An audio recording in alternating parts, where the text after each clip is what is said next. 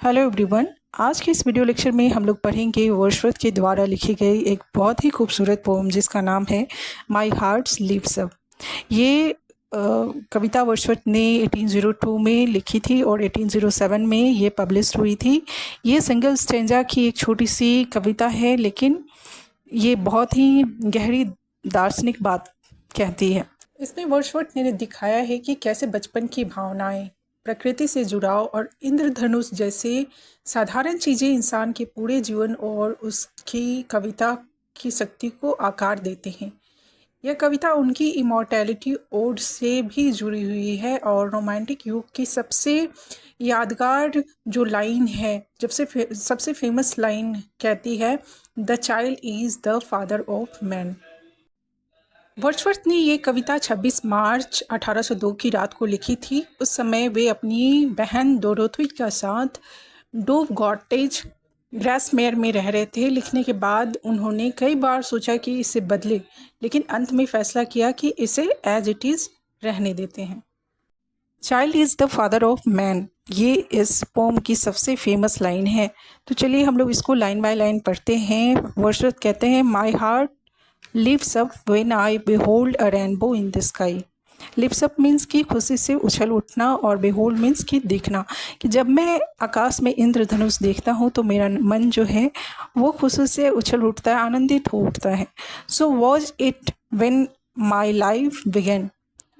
जब मैं बच्चा था, जब जीवन की शुरुआत हुई, तो मुझे बचपन में भी मुझे इसी तरह की खुशी होती थी, इंद्रधनुष को देख के, रेनबो को देख के। So is it now I am a man. और अब जब मैं बड़ा हूँ तब भी वही भावना बनी हुई है। So be it when I shall grow old or let me die ना। सो बी इट मीन्स कि ऐसा ही हो ना। कहते हैं कि वह चाहते हैं कि बूढ़े होने पर भी यही आनंद रहे, अगर नहीं रहेगा तो वह मरना ही चाहेंगे ना।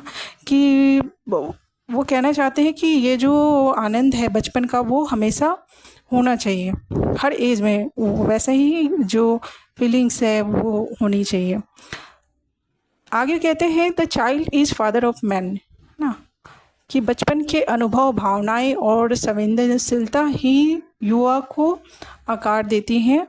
और ये एक पैराडॉक्सिकल वाक्य है, और इसमें कहते हैं कि the child is the father of man and I could wish my days to be बॉर्न each to each by natural पाइटी।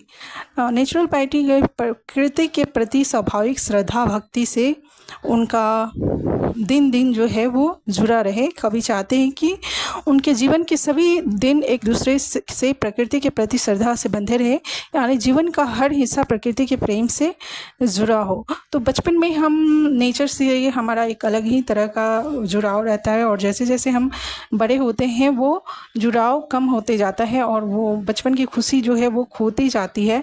तो वर्ड्सवर्थ यहाँ कहते हैं कि वो नहीं खोनी चाहिए, और जैसा मैं बचपन में फील करता था, जितना आनंद नेचर को देख के और सबको देख के होती थी, वैसे ही आनंद मैं बड़े होने पे और बूढ़ा होने पे ही चाहता हूँ, और नहीं तो मेरा जीवन जो है वो व्यर्थ ही है।